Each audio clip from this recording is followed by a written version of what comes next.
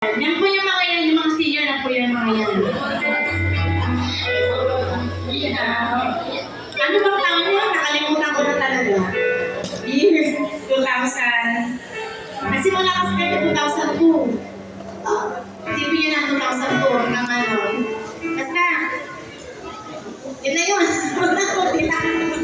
Pero, salamat sa Panginoon kasi hindi ka na nila sa buhay ng mga sa akin. Kasi kahit may schedule nila, hindi magkano yung mga schedule. Salamat Lord kasi napatunayan mo na prayer works talaga. Kapag yung puso ay yun na nilanais. Ganun ko kapag nilanais mo na parang lagi mo dinidrim yung ano tayo mga kaya yung feeling ulit na makasama mo yung dami kong mga kasama. Yung parang balik-ulit nilang yung pasalamdam na naglilingkod ka sa Panginoon, nakasama mo yung same ng iyong paniniwala, same ng passion mo sa pagpupuri sa Panginoon, yung same ng yung energy. Diba, kaya nakikita niyo yan. Kung paano makakataan dati, sinabi ng Larry, alam nila yan.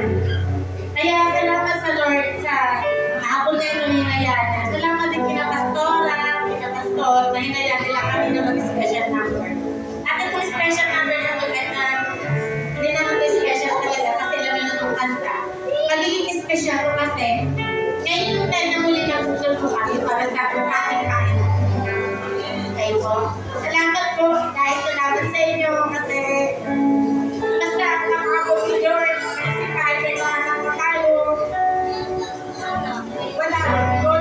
Tsaka, ang sarap sa pakiramdam. Kasi kung nga, usabi dito pa rin yung dating panahon. Wala na eh. Tapos na eh. Kaya kayo mga kabataan, i-cherish nyo yung paglilingkod nyo sa Panginoon. I-cherish nyo yung mga kasama nyo sa Panginoon. Kasi hindi habang panahon kasama nyo sila. Hindi habang panahon kayo niya. Kaya, ngayon lang po yung panahon nito na kami magkakasama. Kaya, hindi ako nagdadama, nag-share lang po ako. Kaya, salamat po. Salamat kay na Edna, kay Sister Grace, kay Manika. Salamat. Ayun kayo yung mga kabataan. Yung dati mga kabataan. Salamat sa akin.